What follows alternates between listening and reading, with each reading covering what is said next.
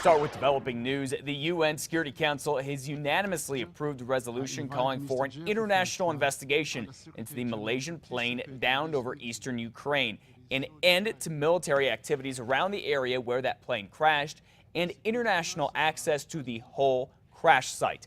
Meanwhile, the bodies of most of the people killed in the crash are now in KRQE, Ukraine, and are on their way to the Netherlands. And Ukrainian separatists, also known as pro-Russian separatists, who are controlling the area where the plane went down, finally agreed to turn over the black boxes.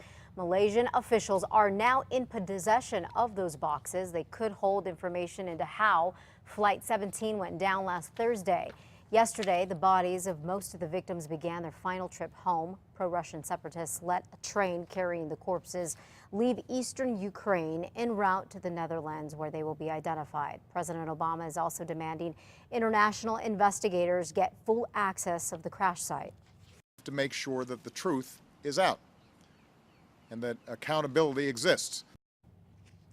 Both the U.S. and Ukrainian officials say evidence suggests pro-Russian militants shot down the plane, killing all 298 people on board. Russia denies responsibility and is challenging the U.S. to prove that it was involved in shooting down the jet. Back here in the metro, 3 teenagers will all be charged as adults in the murder of 2 homeless men. And this morning we have learned police say one of the teens even told them he'd been terrorizing the homeless for months. So the question a lot of people have right now is, where in the world were the parents in this case? Well, police say Alex Rios, who is 18 years old, Nathaniel Carrillo, who is 16, and Gilbert Tafoya, who is just 15. Used sticks and metal poles and brick and cinder blocks to beat the homeless men Saturday morning when they were sleeping at this empty lot near 60th and Central. We have learned one of the teens has a criminal history and APS records, so all 3 teens dropped out of the district in the past 2 years. The teens and their parents were in court yesterday. Now, right now, it is unclear if the teens' parents knew their kids were out of control. The district attorney here, Carrie Brandenburg, told us that in her 15 years in office, she has never charged parents for letting their teens run wild. To charge the parents, she says she would need evidence to prove they knew about the criminal behavior and didn't do anything to stop it. Defense attorney Usama Rashid agrees. I think the legal system is sort of reluctant to just willy-nilly charge parents when their children do bad things, because human beings act on their own impulses. The 3 teens are all behind bars on $5 million bond. If they're all tried and sentenced as adults, they could spend the rest of their lives in prison. Well, remember earlier this year, a 15-year-old boy's mother was charged with child abuse resulting in death after her son was charged with murdering a friend. The Valencia County District Attorney says Loretta Villalobos let her son Brandon run wild when she knew he had mental problems and was violent. He is accused of bludgeoning his 12-year-old friend Alex Madrid to death in a field here in Meadow Lake back in February. A driver police say purposely ran over a homeless teen is now in jail. Witnesses say 53-year-old Edward Gurule ran over 19-year-old Tiger Toya after arguing with him at a park on Broadway near Indian School Sunday night. Gurule drove off, dragging Toya's bike. Police found Gurule at Manala University with the bike stuck under his van. Gurule is charged with aggravated DWI and assault with a deadly weapon, his van. Toya has to undergo surgeries for broken bones and other injuries. With this recent violence against homeless people, Santa Fe Advocacy Group is taking steps to protect its homeless population. The group is called Santa Fe Need and Deed, and it meets with police and the homeless each Monday. It wants the homeless to know that they can go to police if someone hurts them and they don't need to be afraid. The first step is making certain they feel comfortable to go to a cop. That's the first step. And then they have a place like this to come where they can dialogue with each other and they can dialogue with the community.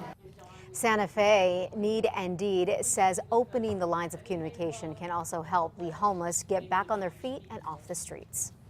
5:05 now. Prosecutors plan to refile charges against an attorney in Albuquerque who shot a homeless man a few years ago and got the whole thing on camera.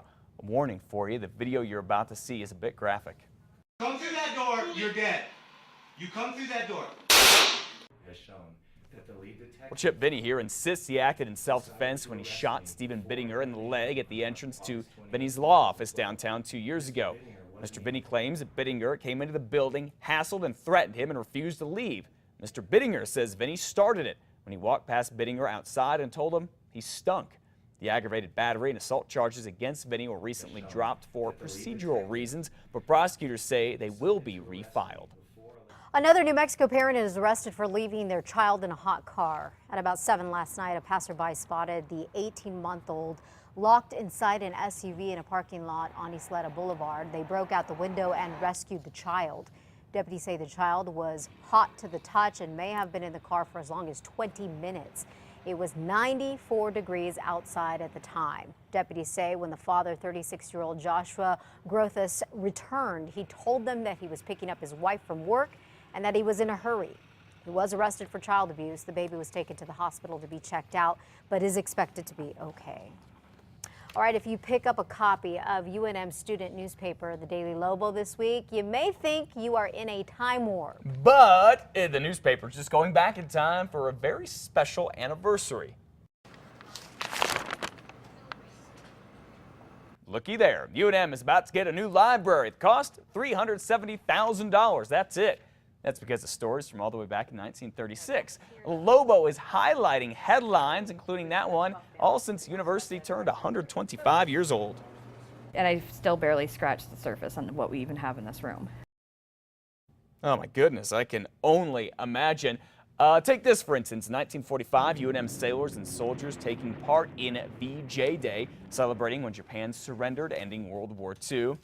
This article highlights a sit-in and protest by students about the Vietnam War and the Kent State massacre that led to the National Guard being called in.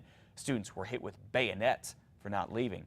Then in 1968, a review of the new album from this group called the Beatles. The author says the group doesn't offer anything new.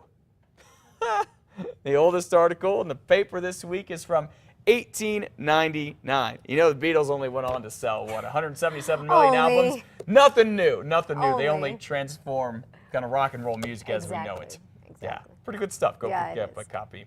All right.